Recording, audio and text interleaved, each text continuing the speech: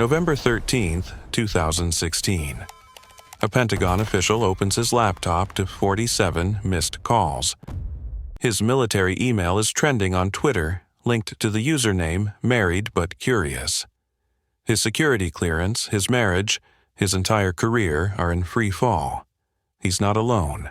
412 million accounts have just been exposed. A third-grade teacher in Phoenix vanishes overnight. Resignation letters slipped under the principal's door. A famous reality TV star issues a public confession and disappears from the spotlight. Politicians, CEOs, actors, all exposed. How did the world's largest adult website become the biggest privacy disaster in history? And why did a company that was already hacked once leave the door wide open for round 2? FriendFinder Networks, the company behind Adult FriendFinder, had seen trouble coming. In May 2015, a year before the mega breach, they'd already been hacked once. Back then, it was only 4 million accounts. A mere splash compared to the tsunami to come. But it was alarming enough. The stolen 2015 database exposed users' emails, usernames, IP addresses, birth dates, zip codes, and even intimate details like their sexual preferences and whether they were seeking extramarital affairs. Yes, affairs. Adult FriendFinder wasn't just a hookup site for singles. It was a gathering place for anyone looking for some no-strings-attached fun, married or not. But that's not the shocking part. The shocking part is what FriendFinder did next. Absolutely nothing. Most companies would panic, install new firewalls, hire security experts, change everything. FriendFinder slapped on a digital Band-Aid and called it a day. Their exact words to users, "We take security seriously." Those 5 words would age like milk in the Sahara. Here's what they didn't tell anyone. The 2015 breach wasn't just a hack, it was a preview. The hacker had discovered something buried deep in their code, a flaw so basic, so elementary, that any first-year computer science student could exploit it. Yet, FriendFinder left it there. Think about it. You're married, curious one night. You create an account on Adult FriendFinder. Just browsing, you tell yourself. Delete it the next morning. Crisis averted. Right? Wrong. Because here's what millions of users didn't know. When you clicked Delete Account, FriendFinder didn't actually delete anything. They just added deleted1.com to your email and called it removed. Your secret was still there. Your preferences were recorded forever. That deletion was a lie, one that would cost lives. Meanwhile, Ashley Madison, the infamous cheating site, gets hacked just months later. We even made a video about it. We're sure you'd like it. It caused suicides, divorces, and international headlines. You'd think every adult site on the planet would be scrambling to upgrade security. You'd think FriendFinder would learn. But they didn't. In fact, internal documents would later reveal that FriendFinder's password system was so outdated, they were storing millions of passwords in plain text. Not all of them, but still millions. Not even encrypted. And it gets worse. They converted every password to lowercase. By October 2016, FriendFinder had accumulated 412 million registrations. 20 years of secrets.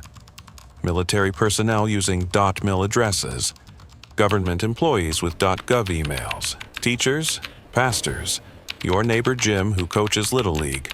All trusting a company that couldn't even properly delete an account. But here's the question that should terrify you. If the first hack was just a warning shot, who was loading the cannon? And why did they wait exactly 17 months to expose them? October 18, 2016. A 20-year-old security researcher is hunting for one thing, LFI, the acronym for Local File Inclusion. To hackers, it's the ultimate cheat code. a tunnel into the private files of a website. Files that contain 412 million people's private lives. The researcher goes by Revolver. His real name is unknown, and so is his location. But his motivation is where things get interesting. Revolver isn't your typical hacker. He has no dark web reputation, no criminal record. He's just a kid with a laptop and a Twitter account. But in the next 72 hours, he'll become either the hero or the villain of the biggest data breach in history. Even he doesn't know which one yet. Here's what happened. Revolver finds the LFI vulnerability almost by accident. He's poking around, testing adult FriendFinder's defenses like he's done 1,000 times on other sites. Suddenly, his screen fills with data that shouldn't be visible. User directories, configuration files, private data no one should ever see. Most hackers would stay silent, download everything, and sell it for millions. Revolver does something unprecedented. He screenshots the vulnerability and tweets it directly at adult FriendFinder. Yes, in public, visible to their 50,000 followers. FriendFinder's response arrives 4 hours later. Issue resolved. No customer data was compromised. They just told 50,000 people they fixed it. But the download logs would later show something impossible. Someone had already extracted the entire database at 11:49 p.m., 3 minutes before Revolver's tweet. How do you steal something before it's discovered? While Revolver was tweeting warnings, someone else was watching. Someone who goes by Peace, a name that's about to become brutally ironic. Peace isn't interested in warnings or white hat ethics. Peace has sold data from LinkedIn, MySpace, Tumblr, and more. His combined victim count reaches 800 million, and Peace just found his next gold mine. The timeline here is crucial, so pay attention. Revolver discovers the bug at 11:47 p.m. on October 18th. He tweets about it at 11:52 p.m. FriendFinder fixes it by 3:51 a.m. on October 19th. But Peace was already inside by 11:49 p.m., 2 minutes after discovery, 3 minutes before the tweet. How is that possible? It isn't, unless Peace was already there. Watching. Waiting. Using Revolver as cover. Think about this. Your Peace. You've been sitting on this vulnerability for weeks, maybe months, but you can't use it without leaving traces. Then, suddenly, this kid, Revolver, finds it independently and announces it to the world. Perfect scapegoat, perfect timing, perfect crime. It's October 19th, 2:45 a.m.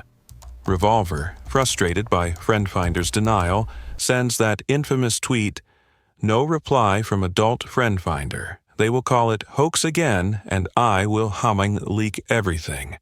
But Revolver doesn't have everything. He has proof of the vulnerability. Some sample data, screenshots. The real treasure, those 412 million accounts, they're already gone. Transferred through 7 different servers, across 3 countries, encrypted and exposed on the dark web. Here's what makes this genius. FriendFinder can't admit the real breach without admitting they lied. Revolver can't leak what he doesn't have. And Peace? Peace just became invisible, hidden behind the chaos of 2 public figures pointing fingers at each other. The security community is buzzing. Forums light up with speculation. But everyone's asking the wrong question. They're asking who hacked FriendFinder, when they should be asking, how long has this data been circulating? Because what if Peace didn't steal it on October 18th?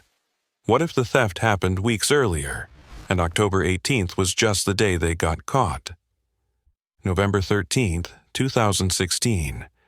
During the dawn, while America sleeps, a notification pings across security forums worldwide.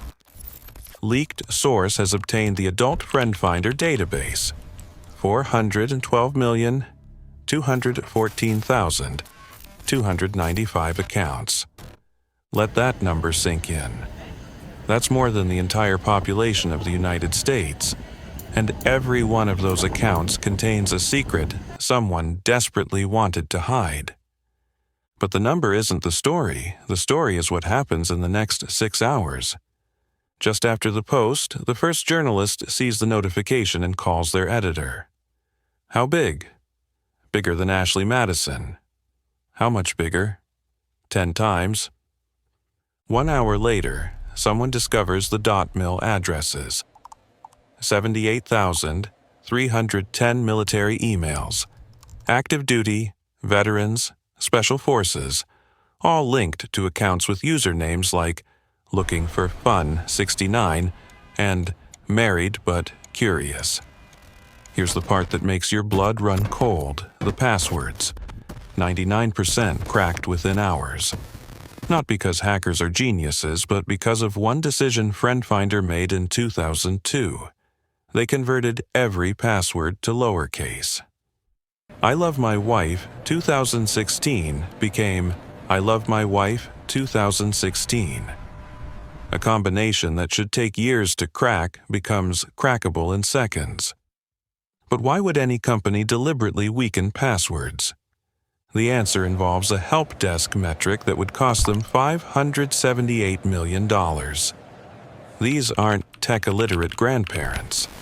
These are people who thought, it's just a porn site. Who cares about security? Those people are about to learn exactly who cares. The first extortion emails begin a few hours after the public exposure. We know your username. Pay 0.5 Bitcoin. Or we tell your spouse. The criminals cross-reference the leak with Facebook, LinkedIn, and public records. They know your real name, your spouse's name, your kids' schools. The email continues. You have 72 hours. But wait. Remember those 16 million deleted accounts? They're in there too. People who thought they'd erased their mistake 5, 10, 15 years ago. Suddenly, getting emails about something they'd forgotten existed. Imagine explaining that to your spouse. Honey, I swear, that was before we met. I thought I deleted it. The government notices something terrifying. IP addresses in the leak. Login times. Geographic data. Foreign intelligence agencies now know exactly which Pentagon employees visited adult sites, when, and from where. Some logged in from secure facilities, deployment locations, embassies. This isn't just embarrassing. It's a national security nightmare. Every one of those 78,310 military emails is now a potential blackmail target. Colonel Johnson, we know about your adult FriendFinder account. Now about those troop movements. 5 hours later, FriendFinder releases a statement. 27 words that say nothing. We are investigating reports of a security incident. Users should update their passwords as a precaution. We take privacy seriously. They still won't confirm the breach size. Won't admit that deleted accounts were exposed. Won't acknowledge they stored passwords incorrectly. Won't apologize. Just update your passwords, as if that helps when your secrets are already public. By noon, the leak goes mainstream. CNN, Fox, and even the BBC. Your mom sees it on Facebook. Adult FriendFinder hacked, 400 million exposed. The headlines focus on the salacious details, missing the real story. This wasn't just a hack. It was a betrayal 20 years in the making. Because here's what the investigation would later reveal. FriendFinder knew. They knew their security was garbage. They knew deleted accounts weren't deleted. They knew passwords were stored wrong. Internal emails from 2013 show engineers begging management to upgrade security. And management's response was, it's too expensive. How expensive? The security upgrade would have cost $3 million. The lawsuits from this breach? $578 million and counting. But the real cost can't be measured in dollars. It's measured in silence at dinner tables, in empty bedrooms, in suicide hotline calls that spiked 400% that week. So what happens when 412 million private sins suddenly become public? And when the first lives start to collapse, how many more will follow? 3 days after the leak, Sarah Martinez, a third-grade teacher in Phoenix, doesn't show up for work. Her principal finds her resignation letter slipped under the door. No explanation, no forwarding address, just gone. She's not alone. In the 6 months following the breach, over 400,000 people suddenly change jobs, delete social media, or simply vanish. The leak creates a hidden diaspora, people fleeing lives that no longer feel safe. But here's what the headlines missed. The breach keeps getting worse. In December 2016, hackers create Check If Your Spouse Cheated websites for $39.99 to search the database. Except half are scams that steal your credit card. The other half record who's searching and blackmail them too. We know you checked if your wife cheated. Pay up, or we'll tell her you don't trust her. In January 2017, dating apps start cross-referencing the leak. Tinder quietly blocks 2.3 million email addresses. Match.com removes 1.7 million. They don't announce it. But if your email was in the Friend Finder leak, you're secretly blacklisted from half the dating internet. Later, in February 2017, comes the first confirmed suicide directly linked to the breach. A Pentagon contractor. 2 kids, married 15 years. His account was created in 2008 before he met his wife. But it didn't matter. The details that emerged in his farewell note reveal something horrifying. He never even used the account. Created it, browsed for 5 minutes, left. But in the 2016 leak, he might as well have been the site's biggest user. In March 2017, insurance companies quietly begin purchasing the leaked data. Not officially, of course, through third parties, so-called data brokers. Suddenly, your life insurance premium increases 15%. Your health insurance denies that experimental treatment. They don't say why, they don't have to. And here's the kicker. Friend Finder's stock price recovers within 8 weeks. By April 2017, they're profitable again. New users sign up daily. Because here's the dark truth about human nature. People think it won't happen to me, even after watching 412 million others burn. The lawsuits pile up. There are class actions in 27 states, and Friend Finder's legal strategy is delay, deflect, and deny. Their lawyers argue users assume the risk by joining an adult site. Imagine that. Your privacy violated, your life destroyed, and their defense is, you should have known we were incompetent. In May 2017, a security researcher makes a chilling discovery. The October 2016 breach, it wasn't the end. Friend Finder has been leaking data continuously. Small amounts, different databases. The 412 million? That was just what Peace grabbed in one go. The real number of exposed accounts might be double. But the investigation reveals something worse. Remember Peace? The mysterious hacker who vanished. Investigators find traces of his work dating back to 2014, 2 years before the first breach. Friend Finder had been hemorrhaging data for years, and either didn't know or didn't care. In June 2017, Congress calls hearings. Friend Finder's CEO testifies via video link, claims they're a victim too, shows no awareness that storing deleted accounts was deceptive, no acknowledgement of the lowercase password catastrophe, just corporate speak and deflection. The senators are too tech illiterate to ask the right questions. The hearing accomplishes nothing. Meanwhile, Revolver, the 20-year-old who found the bug, goes completely dark, deletes his Twitter, disappears from forums. Later, investigators would discover why.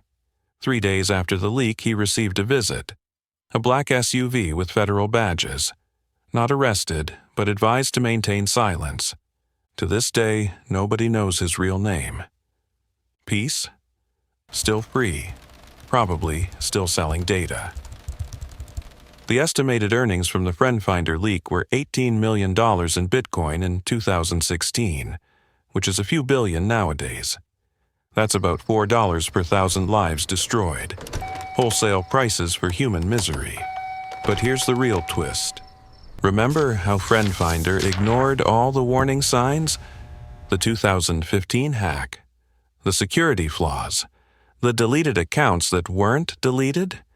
They weren't the first company to play Russian roulette with your secrets. They were copying someone else's playbook. A year before FriendFinder's disaster, another company made identical mistakes. Same arrogance, same lies, same devastating consequences. Except their tagline was even more ironic. Life is short. Have an affair. 37 million people trusted them with the one secret that could destroy everything. CEOs, government officials, celebrities, all thinking they were safe behind anonymous usernames and burner emails. They weren't. And when that database went public, it didn't just end marriages. It ended lives. Literally. Want to know how Ashley Madison became the blueprint for the FriendFinder breach? How hackers turned "life is short" into "your marriage is over"? Check out my previous video, the hack that exposed 37 million cheaters.